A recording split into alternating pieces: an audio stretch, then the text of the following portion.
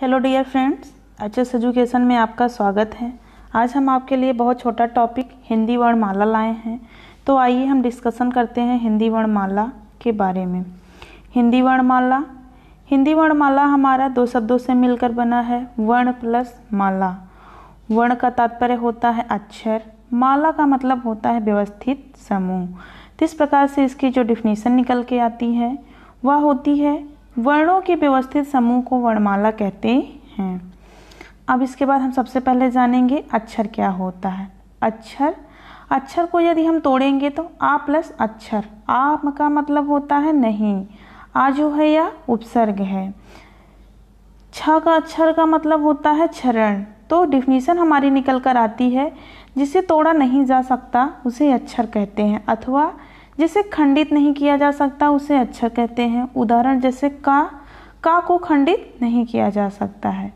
सूत्र क्या है, ना अक्षरो इति अक्षरा, ना मतलब नहीं, क्षरो मतलब क्षरण, इति माने ऐसा, अक्षरा माने अक्षर। तो कहने का तात्पर्य है कि जिसे खंडित ना किया जा सके या जिसे तोड़ा ना जा सके वह अक्षर कहलाता है। अब हम अगला बिंदु जानेंगे वर्ण क्या होता है। तो अक्षर प्लस वक्षर, जब दो अक्षरों का मेल होता है या अक्षरों के मेल से ही वर्ण का निर्माण होता है। अब हम जानेंगे वर्णमाला को कितने भागों में बांटा गया है। तो वर्णमाला को दो भागों में बांटा गया है, स्वर और व्यंजन, जिसमें हम सबसे पहले स्वर को जानेंगे फिर व्यंजन को जानेंगे। तो स्वर का सूत्र है स्वयं राजन्ते इति स्वरः। स्वर जो होते हैं वह स्वतंत्र होते हैं, स्वतंत्र वर्ण को स्वर कहते हैं। स्वर जो हमारे होते हैं वह 11 होते हैं। हर्ष स्वर या मूल जो स्वर होते हैं हमारे वह 4 होते हैं। दीर्घ स्वर हमारा 7 होता है और प्लुत 1 होता है। तो इस प्रकार से जो दीर्घ स्वर होता है उसको दो भागों में बांटा गया है। 3 हमारे मूल दीर्घ होते हैं और 4 हमारे संयुक्त स्वर होते हैं। तो स्वर की परिभाषा को हम जानेंगे नेक्स्ट पॉइंट में। स्वर की परिभाषा है कि जिसका उच्चारण स्वयं से होता है उसे स्वर कहते हैं।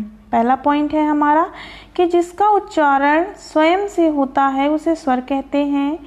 जिसके उच्चारण में वायु बिना किसी अवरोध के आती है स्वर कहलाती है। अब हम जानेंगे स्वर के भेद। तो स्वर के भेदों को 3 भागों में बांटा गया है, हर्ष स्वर या मूल स्वर, दीर्घ स्वर और प्लुत स्वर। तो हर्ष स्वर में हमारा छोटा आ, छोटी ई, छोटा ऊ और री आता है।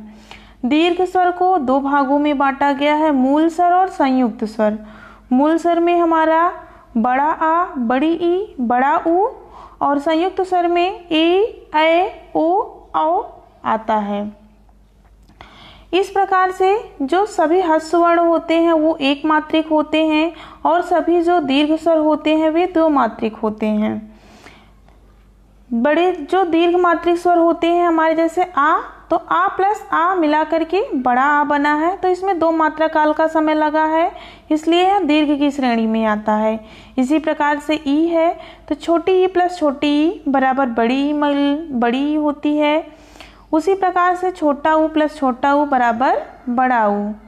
अब हम जानेंगे दीर्घ स्वर कैसे बनते हैं। तो हमारे जो मूल स्वर होते हैं इन मूल स्वरों के माध्यम से ही दीर्घ स्वर का निर्माण होता है। मूल स्वर हमारे जो है मूल दीर्घ स्वर बड़ा आ, बड़ी ई, बड़ा ऊ। बड़ा आ, छोटा आ को मिला करके हमारा बड़ा आ निर्मित होता है। उसी प्रकार से छोटी ई को जब प्लस करते हैं तो बड़ी ई बनती है। छोटा ऊ को मिला करके बड़ा ऊ बनता है। इसी प्रकार से जो हमारे संयुक्त 4 स्वर होते हैं, आ प्लस ई को मिला के ए का निर्माण हुआ है, आ प्लस ए को मिला करके ए का निर्माण हुआ है, आ प्लस ऊ को मिला करके ओ का निर्माण हुआ है और आ प्लस ओ को मिला करके औ का निर्माण हुआ है। तो इस प्रकार से हम स्वर के बारे में जाने। अगला हमारा आता है प्लुत स्वर। प्लुत स्वर हमारा होता है जब हम किसी दूर की चीज को पुकारते हैं या दूर की चीज को संबोधित करते हैं, जैसे ओम, या किसी को बुलाते हैं राम, दूर से बुलाते हैं, तो यहाँ पे 3 मात्रा काल का समय लगता है और इसे त्रिमात्रिक वर्ण कहते हैं।